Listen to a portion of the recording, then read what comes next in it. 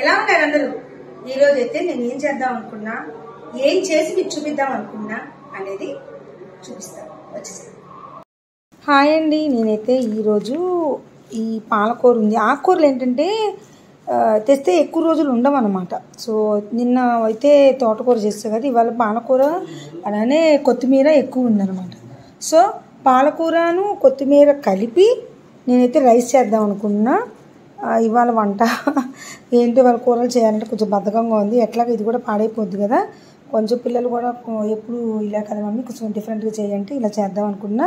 దీనికి కావాల్సినవి ఉల్లిపాయలు, బంగాళదుంపలు, 3 నిమ్మకాయలు, పచ్చిమిరకాయలు, అలానే అల్లం వెల్లిపాయ పేస్ట్. ఇవన్నీ అయితే ముందు మొత్తం అన్నీ చక్కగా అయితే వాష్ చేసుకుందాం, ఓకేనా. పాలకూర అయితే శుభ్రంగా వాష్ చేసుకున్నా, అలానే కొత్తిమీర కూడా వాష్ చేసేసుకున్నా. ఇప్పుడు ఈ రెండు కూడా ఈ మిక్సీ జార్లోకి ఇలా వేసేద్దాము. పాలకూర 4 కట్టలు తీసుకున్నా అండి, డబ్బాన్నరకి. ఇదేమో హాఫ్ కట్ట, పెద్ద కట్ట ఉంటుంది కదా, హాఫ్ కట్ట. ఇది కూడా ఇట్లా వేసేసుకుందాం మిక్సీ జార్లో. అలానే మొత్తం వేసుకున్నాక ఈ పచ్చిమిరకాయలు ఉన్నాయి కదా, పచ్చిమిరకాయలు కూడా కొంచెం ఇలా మజ్జిగకి తుంపుకుని, అంటే కారాన్ని బట్టి వేసుకోండి, చూసుకుని వేసుకోండి. కొద్దిగా మజ్జిగ తుంపుకోండి. నేను సగం పాలకూర సగమే వేసానండి, సగము ఇలా ఉంచేసాను. పచ్చిమిరకాయలు వేసేసి కొద్ది జీలకర్ర కూడా వేయాలి. ఒక స్పూన్ ముందుగా అయితే ఆయిల్ వేసేద్దాము. ఇష్టమైన వాళ్ళు కొద్ది నెయ్యి కూడా వేసుకుంటారు, కానీ మళ్ళీ నెయ్యి వేస్తే నాకేంటో టేస్ట్ కమ్మదనం వచ్చేస్తుంది అనిపిస్తుంది. సో దీంట్లో అయితే ఏమీ వేయక్కర్లేదండి. దాల్చిన చెక్క, లవంగాలు 5 వేసాను. కొంచెం లవంగాలే ఎక్కువ పడతాయి, ఓకేనా. అంటే మసాలా దినుసులు ఏం అక్కర్లేదు, ఈ 2 చాలు. ఇప్పుడు దాంట్లోకి ఉల్లిపాయలు వేసేయండి. ఇది బాగా కొద్దిగా ఏగాలన్నమాట.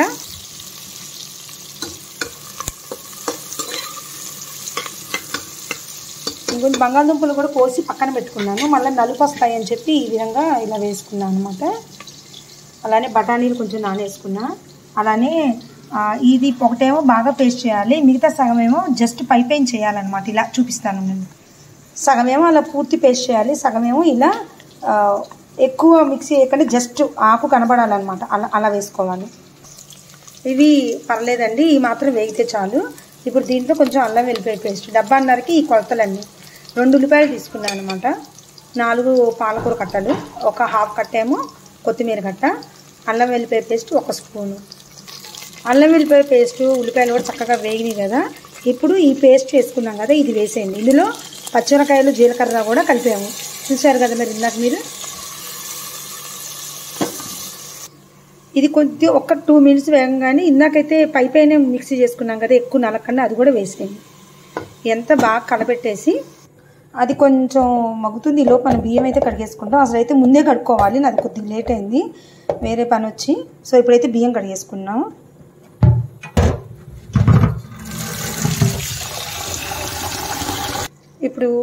ఇప్పుడు దీంట్లోకి ఉప్పు వేసుకుందాము. అలానే నానబెట్టుకున్న బఠానీ వేసేద్దాము. అలానే నానబెట్టుకున్న బంగాళదుంప ముక్కలు వేసేద్దాం. బంగాళదుంప ముక్కలు మరీ ఎక్కువ మగ్గకూడదండి, మెత్తగా అయిపోతాయి. జస్ట్ మనం వాటర్ పోసే ముందు ఇట్లా వేసుకుని కలబెట్టేసుకోండి చాలు. కొంచెం ఒక్కసారి ఇలా కలబెట్టేసుకుంటే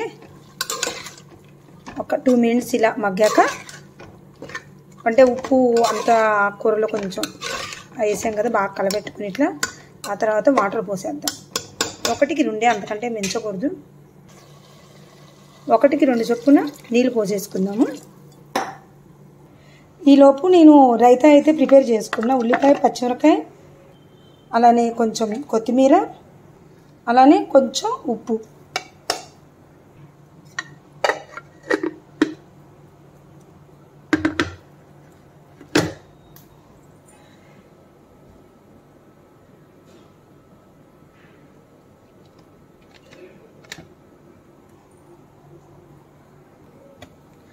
జస్ట్ ఒక్కసారి ఎక్కువసేపు వద్దు, జస్ట్ చాలండి. ఇంతకు మించి మనం చేసుకోకూడదు, రైతా కదా. ఇది ఇప్పుడు పెరుగులో కలిపేద్దాం. ఇదైతే మసిలిపోతుంది. సో ఇప్పుడు బియ్యం అయితే పోసేసుకుందాము. ఇది ఇలా సగం పైన ఉడకాలి, బాగా ఉడికాక మూత పెట్టే ముందు కుక్కర్ మూత ఈ నిమ్మరసం పిండుకోవాలి. ముందే పిండితే అంత బాగోదన్నమాట. సో ఇంకా సగం మీద కొంచెం ఉడకటం అయ్యాక మనమైతే ఈ నిమ్మరసం వేసి మూత పెట్టేసి ఒక 2 విజిల్స్ రాయిస్తే సరిపోద్దండి. దీని గ్రీన్ రైస్ కూడా అని కూడా అంటారు. నేను మామూలుగా పాలక రైస్ అని చెప్పే కానీ గ్రీన్ రైస్ అని కూడా అంటారు. చేయండి, ఇట్లా చాలా టేస్టీగా ఉంటుంది. మధ్య మధ్యలో వంట చేసి ఓపీ లేనప్పుడు చాలా సింపుల్గా అయిపోవాలా, ఎక్కువ ఇంగ్రీడియంట్స్ కూడా ఏం పట్టలేదు మనకి, సింపుల్గా చేసుకోవచ్చు, చాలా టేస్టీగా ఉంటుంది. మధ్య మధ్యలో వంట బదులు ఇలా కూడా చేయండి, చేస్తేనే కొంచెం మనకు కూడా కొంచెం రిలాక్స్ అయినట్టు ఉంటుంది. ఇది సగం పైన ఉడికి నిమ్మరసం పోసేలోపు మనము రైతా అయితే ఉల్లిపాయలు చేసుకున్నాం కదా, క్రష్ చేసుకుని ఇప్పుడు రెడీ చేద్దాం. ఈ విధంగా పెరుగునైతే బాగా ఇలా చిక్కగా చేసుకోవాలి, లమ్స్ లేకుండా. ఇలా చేసుకున్నాం కదా, దీంట్లో మనమైతే రెడీ చేసి పెట్టుకున్నాం కదా, ఇది ఇందులో వేసేద్దాం. కొంచెం వాటర్ పోసేసి, ఎలాగా దీంట్లో వాటర్ పోయాలి కదా, అదేదో దీంట్లో నీళ్ళు పోసేసి, మేము కీరా తురుము కూడా వేసుకుంటాము, బట్ ఇప్పుడైతే కీరా తురుము లేదనమాట. సో ఇలా ఆల్రెడీ ఇందాకే ఉప్పు వేస్తే కదా, ఇది మనకు చూసుకుని వాటర్ పోసుకోవాలి ఎంత కావాలంత. ఓకేనండి, అది ఎంతవరకు ఉడికిందో చూద్దామా. ఆల్మోస్ట్ సగం ఉడికింది. సో ఇప్పుడు ఈ నిమ్మరసం అయితే నేను 1.5 బియ్యానికి 2 నిమ్మకాయలు తీసుకున్నానండి. అంటే రసాన్ని బట్టి చూసుకోండి, మీరు ఎక్కువ తినే వాళ్ళైతే ఎక్కువ వేసుకోవచ్చు, లేకపోతే అది మీరు మూత పెట్టే ముందు ఒక్కసారి ఇలా టేస్ట్ చూసుకుంటే పులుపు అర్థమైద్ది మీకు, దాన్ని బట్టి ఇంకో చెక్క కావాలంటే పిండుకోవచ్చు. ఇప్పుడు దీని మీద ఇప్పుడు మూత పెట్టి 2 విజిల్స్ రాణిస్తాను. ఇది విజిల్ రావట్లేదని చెప్పి డీప్ ఫ్రిడ్జ్లో పెట్టాను అనమాట, గ్యాస్ కట్టని. సో ఇప్పుడు దీన్ని పెట్టేసి నేనైతే కొంచెం టేస్ట్ చూస్తే నాకు కొంచెం ఉప్పును పులుపు 2 తగ్గినట్టు అనిపించి 2 వేసాను. మళ్ళీ ఒకసారి అయితే బాగా కలబెట్టుకున్నాను అనమాట. ఇప్పుడు దీని మీద, ఎందుకంటే నేను సగం పైన ఉడికాక మూత పెట్టుకునేది అడుగంట కన్నా ఉంటుంది, లేకపోతే అడుగును లేయర్లా చక్కగా అండేస్తుంది. మరి నాకైనా అందరికి అలా వస్తుంది తెలియదు, అందుకని ఆల్మోస్ట్ సగం పైన ఉడికాక ఈ విధంగా అయితే మూత పెట్టేసుకుంటా నేను. 2 విజిల్స్ అయితే వచ్చేసింది, అయిపోయిందండి. మొత్తం మీద రెడీ అయిపోయింది. మంచి స్మెల్ అనమాట. కొత్తిమీర కూడా వేసాము, నిమ్మకాయ తిన్నాయి కదా, ఆ ఒక్క ఫ్లేవర్ డిఫరెంట్. చూద్దామా ఇది. అబ్బా, ఎక్కడ అడుగంట కంటే నీట్గా వచ్చిందండి, హ్యాపీ. ఇది నీట్గా ఇలా సర్వ్ చేసుకుందాం. చూసారా, ఇంత చేసినా కూడా కొంచెం అయితే అడుగంటింది, కొంచెం లిటిల్ బిట్.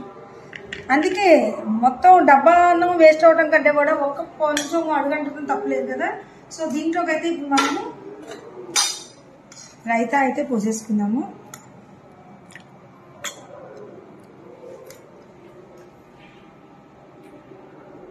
ఇంతేనండి, వేడి వేడి గ్రీన్ రైస్ అయితే రెడీ అయిపోయింది.